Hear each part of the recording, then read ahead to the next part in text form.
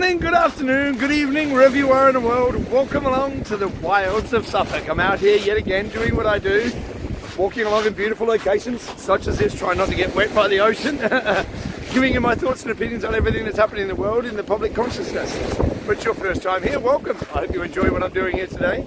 If you're a returning subscriber, all 970 of you there are, I think, today.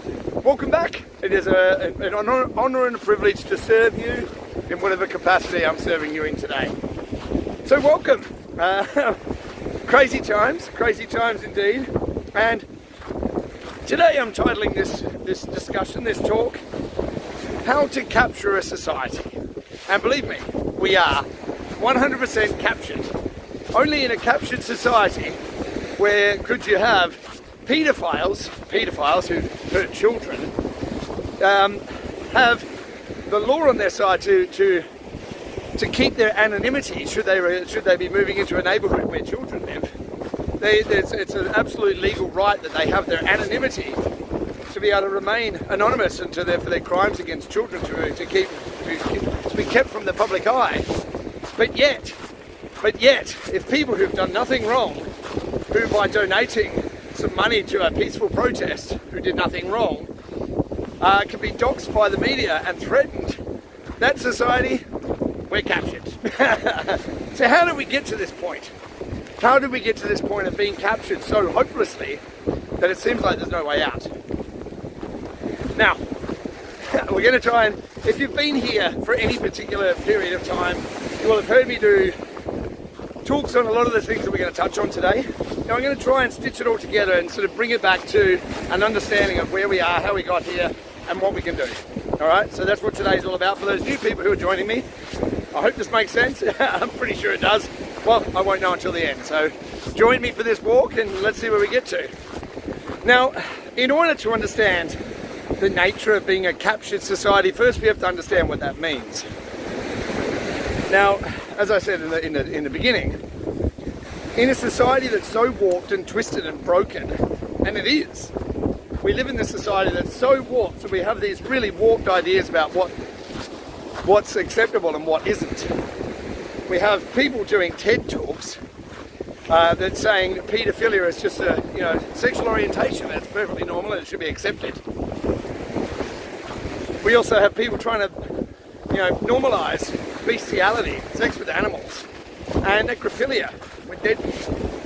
So our society is truly, truly broken when we have people that are clearly men, just into Arden, Michael Obama, who still have a penis, who claim that they're women.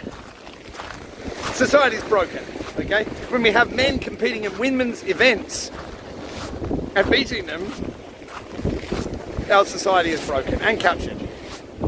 Now, in order to understand this, we have to go back. We have to go back in time, back to history. Now, I've spoken about history many, many times. History's a lie. History's written by the victors, and none of it's real. None of it. So I heard a quote from I think it was a British professor of a university here in the UK, who said, in order to discover whether you're living in a simulation, you need to look at history. Now, you look at history because if we are living in a simulation, let's just say, for instance, we are, that's history. They wouldn't spend so much time on the history of their simulation that we're living. They'd focus more energy on the present, the current. And the history would be a sort of bit of a jumbled mess that didn't make a lot of sense. Go back and have a look at history. Jumbled mess that doesn't make any sense whatsoever. So we're getting onto the simulation theory. that's a little bit beyond where we're going today, but just as an example, okay? Now we have to go back in time, a little bit of history here, to about 100 years ago. Obviously this has been going on for a lot longer than that, but we're going to touch on what makes a society captured. So about 100 years ago, there was a guy called Edward Bernays. Not exactly 100 years ago, but around about that time period. Edward Bernays wrote a book literally called Propaganda. Now, Edward Bernays started to he was also the cousin of Sigmund Freud, the guy who, the guy who said that everything relates to how you feel about your mother. or your father, depending on whether you're a man or a woman, or if you don't know which one you are, then you're probably getting even more confused. So Edward Bernays wrote the book Propaganda, cousin of Sigmund Freud. Okay? Now, what they knew back then was that people were easily manipulated. And manipulated by things like, in the book, Edward Bernays says, if you have someone with a white coat, like doctor, purporting to be a doctor or a scientist, saying, doctors prefer, 4 out of 5 doctors prefer Camel cigarettes over something else, then people would buy into that because there's a doctor saying it, or a scientist with a lab coat. No relation to what's happening now, though. So that was about 100 years ago, and understanding the social norms and how to manipulate society through emotional levers, how to manipulate society through,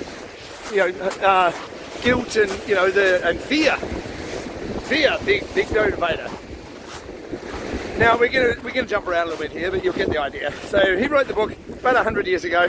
1913, the American Federal Reserve was set up, central bank of the US, privately owned. Okay, so we have these social engineers. You've got groups like the Trilateral Commission, you have the Bilderberg Group, you have all these think tanks of wealthy, influential, what do they call them? Philanthropists. Philanthropists. People like Bill Gates, who's a philanthropist. He just gives all of his money away to good causes. And George Soros, with his Open Society Foundation. The Bill and Melinda Gates Foundation, the Clinton Foundation, the Joe Biden Foundation. All these wealthy, intelligent people have foundations. Why do you think that is? Because if you don't own anything in your name, then it's not yours and you don't have to pay tax on it. See how it works? Foundations. Anyway, getting off the track a little bit. So you've got these social engineers that decide that they're going to tell society how we're going to live. These social engineers have been around for a long time. But things like, obviously, Edward Bernays with his propaganda. Then you've got 1913, the Federal Reserve, the American central bank is brought into being. Now, central banking, when you have a privately owned central bank, privately owned, that prints the money for a country and then charges the government interest on that loan that they make to the government, then you control the country through the money supply, because the amount of money that's being produced is constantly inflating. That's called inflation. Now, as the money is inflating, it means the money is worth less, so you have less buying power for that money, which means no matter how much money you've got, it's always worth less every single time you go to use it. Add on to that the fact that that money has to be repaid back to a private entity through the government. How does the government get their money? Through taxes. So the taxes are constantly going up, and inflation is constantly going up, so you're constantly losing out. It's a zero-sum game. You cannot win because of money. Captured. See? Now, emotional blackmail, all this kind of stuff. And then we get into the Second World War. You've got Goebbels, was the Nazi Hitler's right-hand man. He was the guy who was out there propagandizing the people and using all the techniques that they'd learned for a long, long time on the people themselves. Now, after the end of the Second World War, all those scientists who were doing experiments, horrific experiments on people, horrific experiments in understanding the human psyche and how to manage people and how to influence people with fear and all these kind of things. After the Second World War, do you think all those scientists were the ones who harmed? A lot of those scientists, including the rocket scientists and the emotional ones and all the psychological scientists, they all left. Where did they go to? To America with Operation Paperclip. Operation Paperclip, where they took the best Nazi scientists over to America. So after that, we had something called the OSS was set up, which was the prelim to what? The CIA. Okay, you're starting to see where all this is going now. Now, as we go along, so you've got social engineers know how to manipulate you through propaganda. Then you have, that was influenced as well through the Second World War globals, and they've really fine-tuned the techniques. MK Ultra, which plays a part we'll get to in a bit, with people who are compromised, namely film stars and things like that. But we'll get back to the MK Ultra people. Okay, that's part of the propaganda as well. But we'll get there. So we have propaganda, we have the money, which is controlled, captured by privately owned corporations. We have emotional influence. Then we have the OSS, CIA, all these agencies that are set up to spy, the spying agencies. Okay, now they're not supposed to spy on the people in their own countries, so they set up this thing called Five Eyes, which is America, Canada, New Zealand, Australia, UK. I think there's another one or two, but that's those ones are the main ones. So because they can't spy on their own people, they spy on each other's people and then feed back the data to the agency in that country. Make sense? So they can influence through that data collection, and they collect everything. Every email, every phone call, everything is recorded. Technology. Then you have the military in each country. The military budgets of each country are massive, and if you think they're only spending it on bombs and weapons and planes and stuff like that, sorry, there's a lot more psychological stuff in there than you realise. Psychological operations are part of everyday military operations, as we've known for the past 2 years. Psychological operations captured. Now, then we have the machine that is the propaganda machine, the media. In America, the media, most of the media companies are owned by 6 corporations. 6. In the world, there's a few more, but 6 major corporations own all the media in America and most of the world. Okay? 6. Then over those 6 corporations, you have Vanguard, BlackRock, and State Street. Asset managers, they call them, but they own everything. Now, if you really wanted to take control of the populace of a society, how do you do that without firing a bullet? So, infiltration instead of an invasion. Infiltration instead of invasion. So you infiltrate the banking system, you infiltrate the financial systems, you infiltrate every single system, education system. When you were just a little kid and you started going to school, all the things you learned in school, where did they come from? Centralization is the problem, obviously, but centralized school boards that the federal government or wherever you live, whatever that structure is in the place where you live, a government-controlled curriculum for the people. So they tell you what you need to learn, and you repeat it back like a good little parrot, and then they give you a mark and say, you're a good little boy, you're going to excel in our system. So you're rewarded for being a good little robot. Captured. Education. Money. Medical. Let's talk medical, shall we? Medical. Now, if you... All the medical schools in America and certainly here in the UK, who set those up? Who funds the medical schools? I'll wait. Go and look it up. Who funds them? Who funds the medical schools? Again, centralization. You are then controlling what people learn through those establishments. So you control the education system. You control what people know, you control what people learn. The media is the propaganda arm of the government. Everywhere in the world, I don't care who they are, I don't care what they say, the media is propaganda. It's fed through, have you noticed that they all say the same thing? Journalism used to be something, you turn on one channel and they'll be saying one thing, and then you turn on a different channel, they'll be saying a different thing. How can all the channels say the same thing at the same time? Nearly the same words. But it's not centralized, I promise. Okay. So, you have then science. Science! I am the science!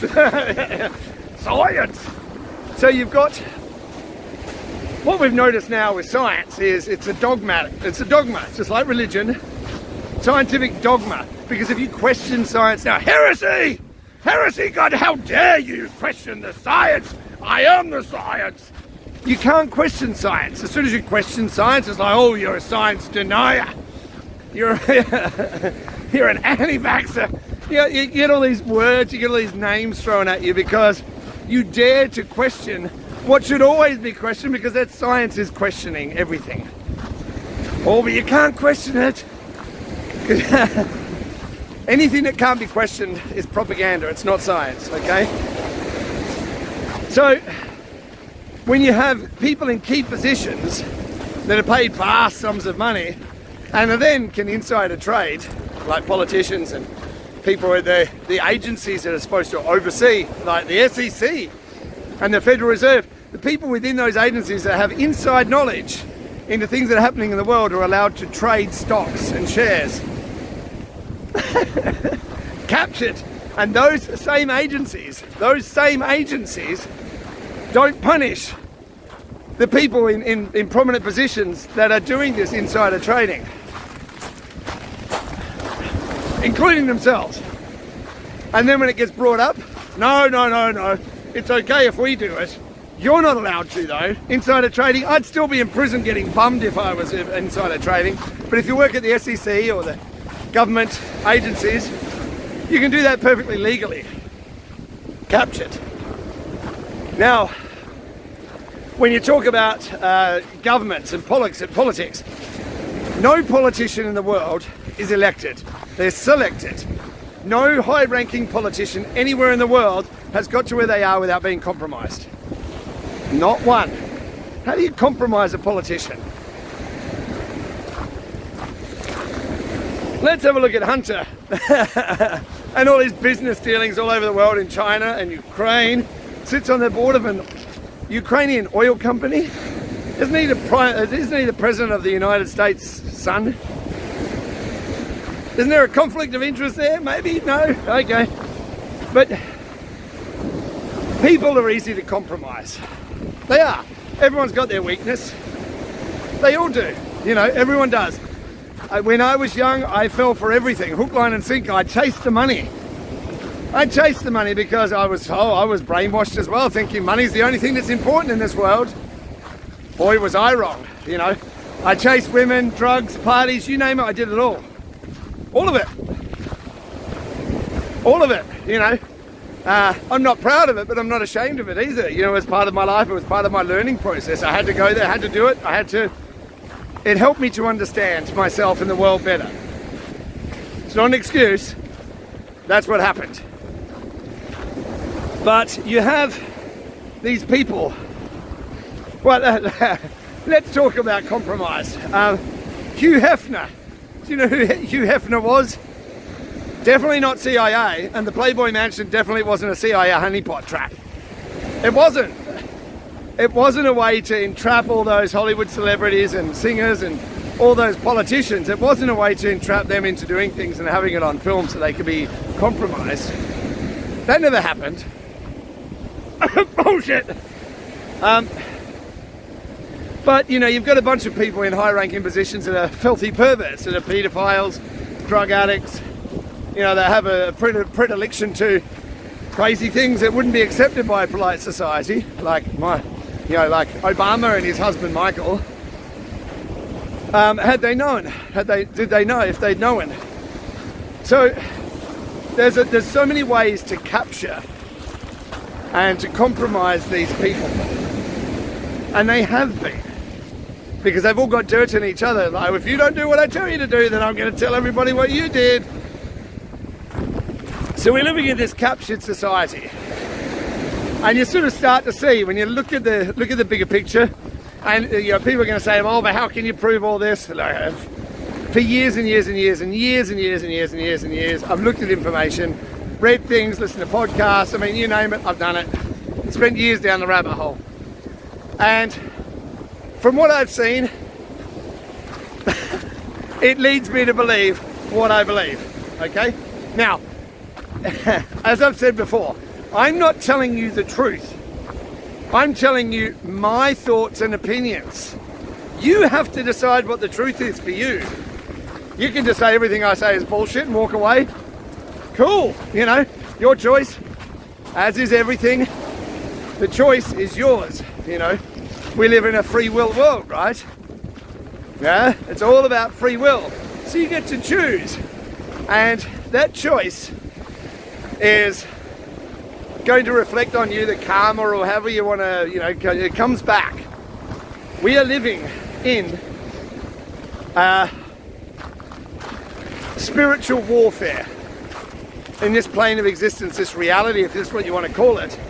We are living in a spiritual warfare, and that spiritual warfare comes from this broken, captured society. All morals are gone. That's the other part of this captured society. Now, I went to a religious school. I'm not religious, as in I don't go to church because I don't feel the need to. I have a belief in a higher power, a God or a cosmic, you know, universal consciousness or whatever you want to call it. Doesn't really matter what you call it. Doesn't really matter. It's irrelevant. It's a word.